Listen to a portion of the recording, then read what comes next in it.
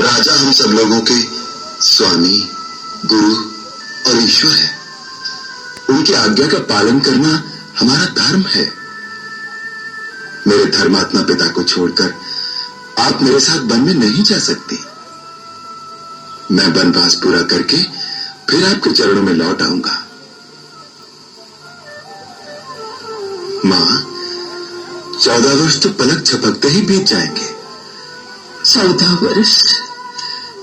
तेरे बिना 14 वर्ष?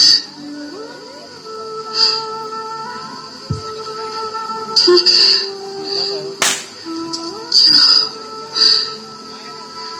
पिता का वचन पूरा करो, माता की आज्ञा का पालन करो, सबका धर्म।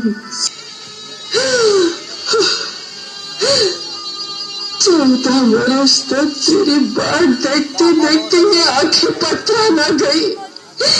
तेरी प्रतीक्षा के बीच ये प्राण रह जाएंगे तो 14 वर्ष के बाद तुझे देख लूंगी।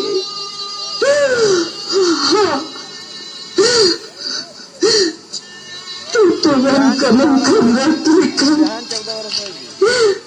मां से विदा मांगने आया है। ये नहीं जानता माता पिता सबको तरफ मेरा राम वनवास करने जा रहा है। तुझे कैसे समझाओ मेरे बच्चे, ये कैसे प्रलय की घड़ी आ गई है। पति को विदा करने का समय आ गया है मेरे बच्चे।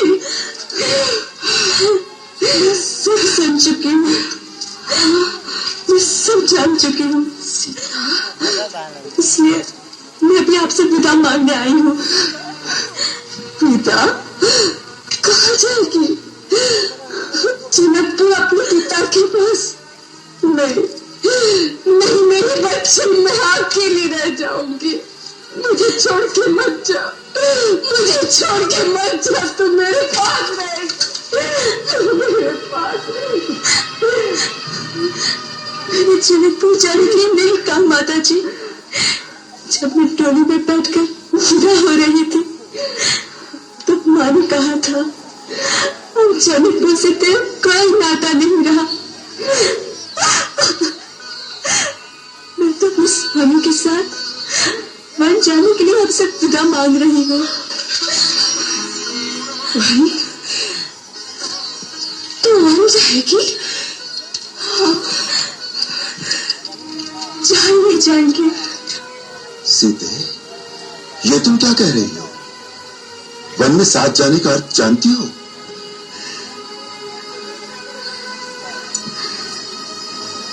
मेरे लिए आपका साथ ही सब कुछ है, फिर अर्थ और अनर्थ जानने की मुझे क्या आवश्यकता? तुम्हें अनुमान नहीं है सीते। मुलायम मखमल के नीचे जो पैर कभी नहीं पड़े वो दुर्गम वन के कांटे कंकर से भरे रास्ते पर कैसे चल सकेंगे? विषैले नाग, हिंसक बाघ, भयानक राक्षसों से भरे भीषण वन में तुम कैसे रह सकोगी? जैसे सीता के नाथ रहेंगे। मेरे प्रभु साथ होंगे तो मेरी और आंख उठाने का साहस कौन कर सकता है? उन दुस्सह दुख भावना के आवेग में आगा पीछा नहीं सोच रही। वो जीवन बहुत दुखदाई है, बाद में पछताओगे। दुखदाई तक है आर्य श्रेष्ठ, अपने धर्म के साथ मुझे भी अपने धर्म का पालन करने दीजिए। माता पिता भाई बहन सारे नाते पीछे रह जाते हैं, केवल स्त्री स्वामी के भाग्य का अनुसरण करती है। माँ ने समझाइए ना कि मुझे छोड़कर न जाए। राम, तू मुझे अभी स्त्री का धर्म बता रहा था कि स्त्री का सर्वस्व पति के चरणों में होता है। फिर सीता के लिए वो आदर्श, वो धर्म दूसरा कैसे हो सकता है? माँ, वनवास स्त्रियों के लिए नहीं है। नाथ, यदि आप मुझे अपने साथ ले जाना नहीं चाहते तो आपको एक दिन रुकना पड़ जाएगा। क्यों? मेरी चिता को अग्नि कौन देगा? सीते,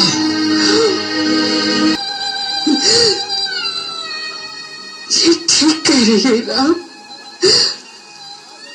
अगर सीता की प्राण की रक्षा चाहते हो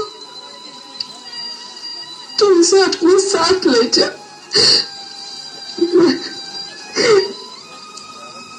मैं अकेले न कर सकता हूँ। लक्ष्मण, महाराज ने क्या समझा? राम बड़ा विनयशील है, वो चुपचाप सब कुछ सहन कर लेगा।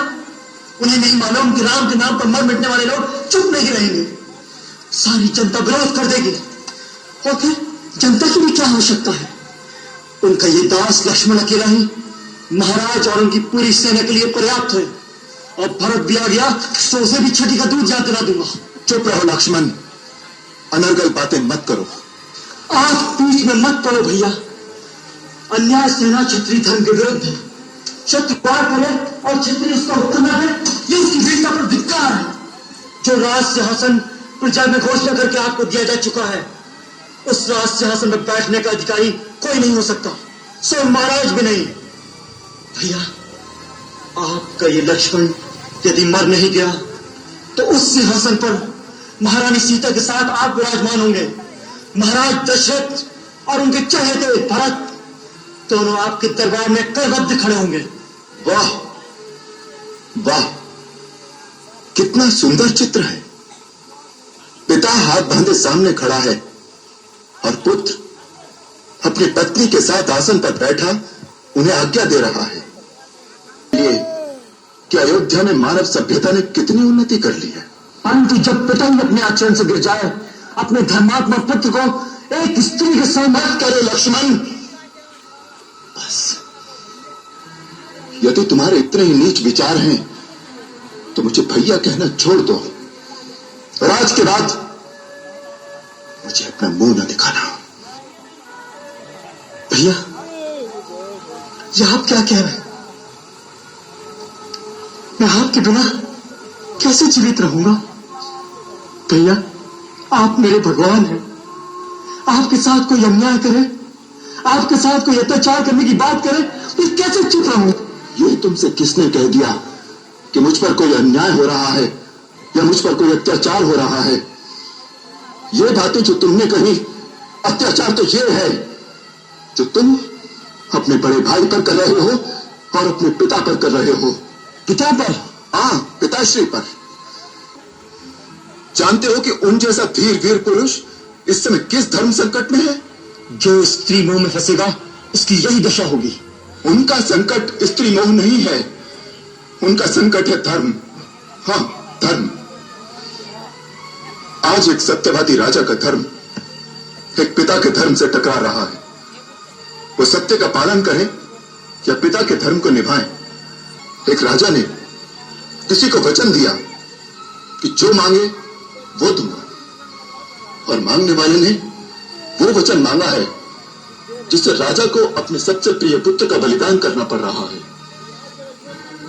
यदि वो वचन को तोड़ की कीर्ति को कलंक लगा दे, और यदि वो वचन रखें तो वो पुत्र जिसके बिना वो जीवित नहीं रह सकते, उसे वन के कांटे कंकर में धकेल दे। ये तुमने पाप किया है जिसका प्रायश्चित हम सबको करना चाहिए, हम सबको करना चाहिए। तो मुझे अपने ऊपर ग्लानि हो आई कि मेरे कारण हमारे जैसे पिता तो किसी को बड़े भाग्य से मिलते हैं, परंतु यदि किसी का पिता दुराचारी भी हो, चाहे संसार उसे त्याग भी दे, तो भी पुत्र का धर्म है कि वो अपने पिता को भगवान की तरह पूजे, क्योंकि पिता वो तो निश्चल प्रेम की एक ऐसी पवित्र नदी है जिसमें सदा स्नेह की लहरें उठती रहती थी। ऐसे निश्चल पवित्र प्रेम की नदी एक दिन में कैसे सूख गई, ये मेरी समझ में नहीं आ रहा। संसार में बहुत सी अनहोनी बातें ऐसी होती हैं जो मनुष्य की समझ में नहीं आती। कभी कभी शस्त्र न उठाना परमवीरता की निशानी हो सकता है। रख दो ये धनुष। ये तुम नहीं जानते रघुनंदन?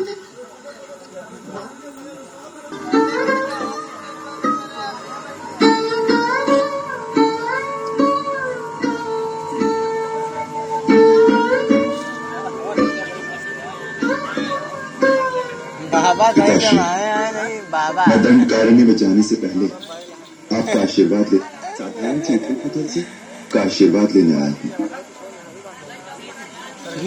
उसकी मम्मी है।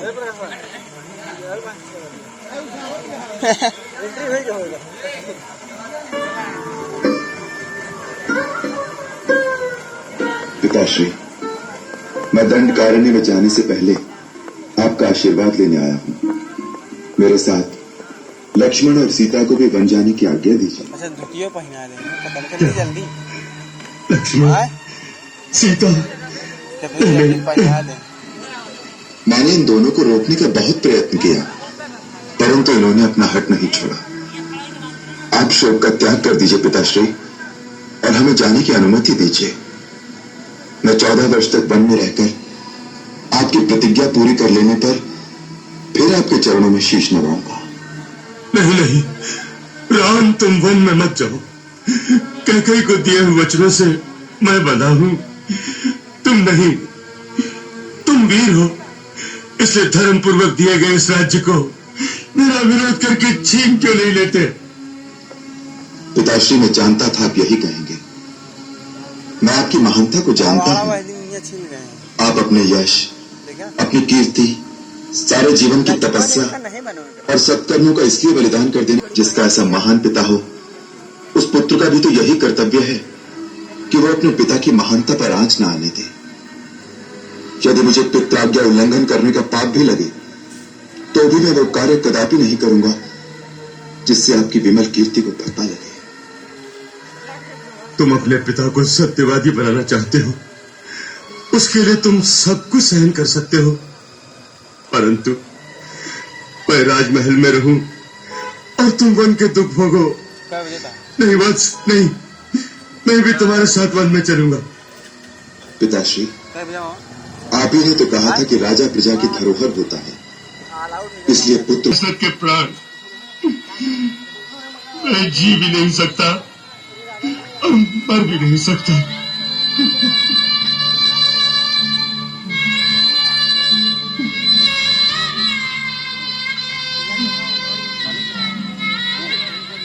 ठीक, कैसी विधाता की इच्छा। सुमंत, हमारी आज्ञा है। चतुरांगनी सेना अंगरक्षक की भांति राम के पीछे पीछे वन में जाएगी।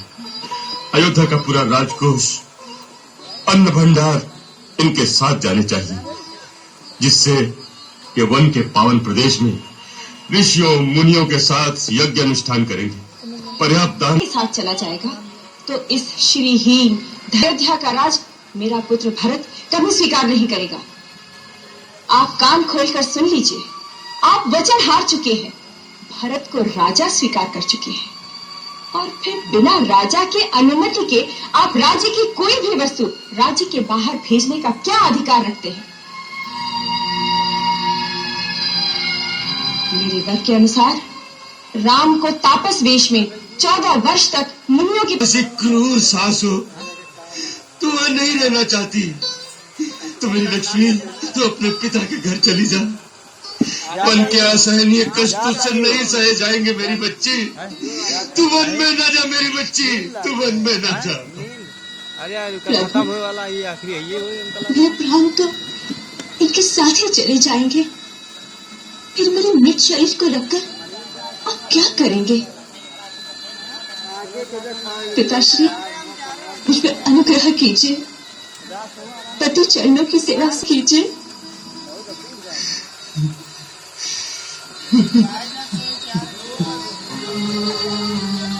राम, तुम जितना विलंब करोगे तुम्हारे पिताश्री उतने ही विचलित होते चले जाएंगे, इसलिए अधिक विलंब करना उचित नहीं।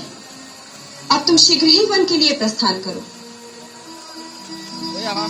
हाँ माता, आप ठीक कहती हैं। मुझे आशीर्वाद दीजिए, जिससे मैं आपके वचन का पालन करके आपको सुख दे सकूं। जीते रहो।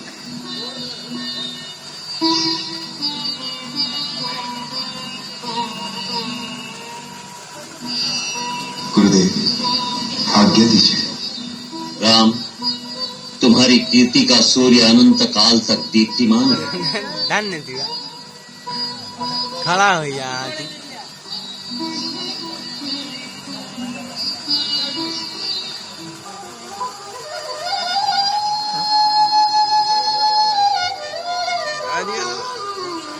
पितृ परमेश्वर, हमें आशीर्वाद देकर विदा कीजिए। आशीर्वाद देने का भी अधिकारी नहीं रहा दशरथ। ऐसा पिता न किसी काल में हुआ और न होगा। आप शोक न करें पिताश्री। आप जैसे आदर्श राजा और धर्म पालक पिता पर हमें सदा गर्व रहेगा।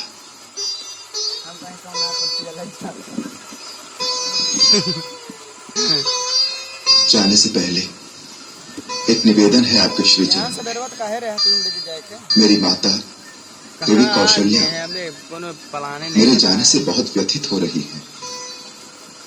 उन्हें धीरज बंधाइएगा, उनका ध्यान रखिएगा और उन पर अपनी कृपा बनाए रखिएगा।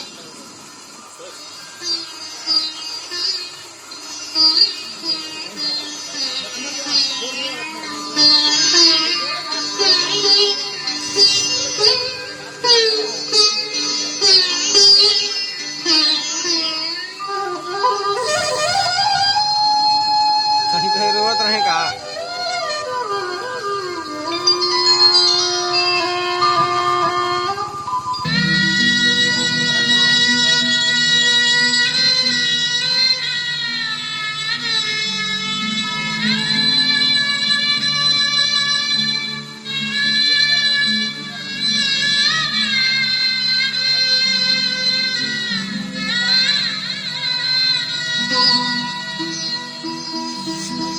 जीती रहो। आओ चले।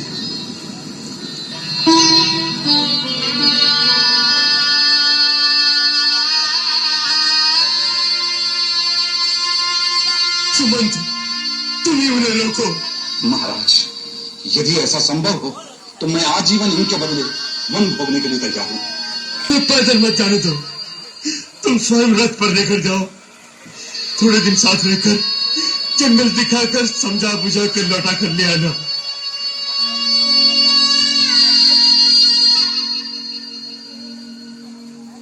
फिर निकल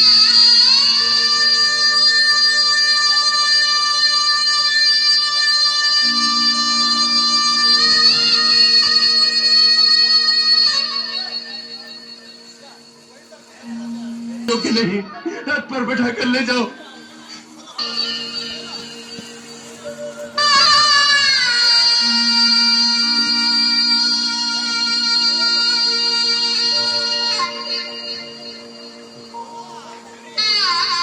नहीं राम, तुम हम लोगों को छोड़कर मत जाओ। तुम्हारे बिना अयोध्या सूनी हो जाएगी। तुम हमारे राजा हो राम। हाँ राम, हम सभी तुम्हारे साथ हैं। हम विद्रोह करेंगे। हम विद्रोह